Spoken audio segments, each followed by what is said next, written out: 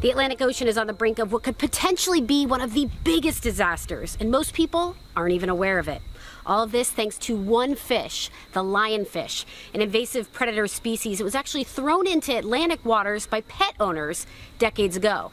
Now it's up to teams like those here in Bermuda to take matters into their own hands. The lionfish invasion into the Atlantic is most likely the worst environmental disaster that the Atlantic will ever face. Bermuda got lionfish in 2000. From 2000 to 2013, they have spread their way from Bermuda all the way out through the Caribbean. We had no idea they could spread so fast. It even caught the top scientists off guard. And there are no predators except human beings. All of these fish in the Atlantic, from what they can tell from the DNA, only came from 6 to 8 females. It was from pet owners, released, a pet shop got wiped out, maybe let a few go, but really it was a combined effort of just human beings just being irresponsible. So that's another problem. These are almost the perfect predator. Venomous, ferocious appetite, big mouth. It can eat almost any, up to 3/4 of its size. So this fish can eat a fish that big. We know that the fish in the Pacific, where their native range comes from, are DNA coded for millions of years of evolution. They know to stay away from the lionfish. Instinctively, they're born with that instinct. If you go near the lionfish, you're going to get eaten. Our fish have never seen a lionfish, so they swim right up to them. They don't recognize them as an enemy. Therefore, that's why they're eating so well, and that's how they're doing so great. Which their stomachs are becoming so full, sometimes up to 30 fish, that they're actually gaining liver disease. See, now that, Katie, is a great example there. Look at the size of that liver there. See that? That's easily 5 times bigger than it should be. So the crazy part about the lionfish is they're actually populating 30 to 40,000 eggs every 4 to 5 days. And here is a perfect example. This is actually a mass of eggs in a female fish. And as you can see here, it's pretty big.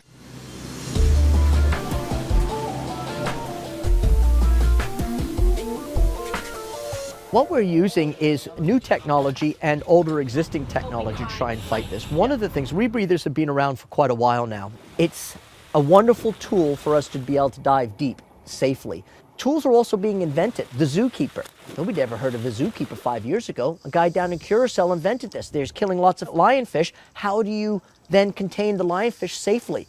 So he created this plastic tube. It's very simple with a funnel at the end. The fish goes in, and when you pull the spear out, the fish stays behind.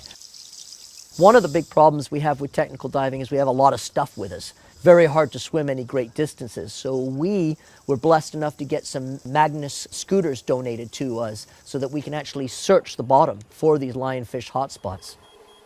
We're using GoPros. We're also using a camera that's made by Sartec, and they donated some of this equipment to us to try out for this experiment.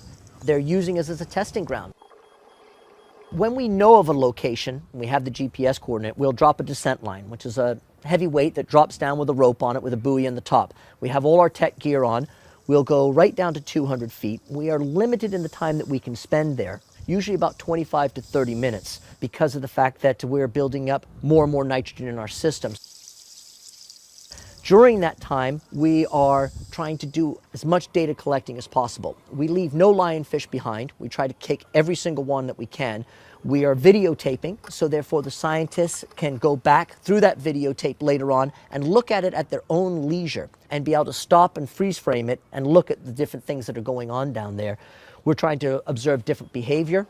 We're also trying to see what other species of fish are living with these lionfish. We're doing fish counts down there to see what the populations are.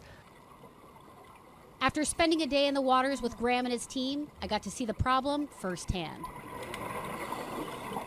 Yep. So just came back with the first batch of lionfish, obviously a very substantial kill. And it's just fascinating. They've only been down there for about 25 minutes and got a ton.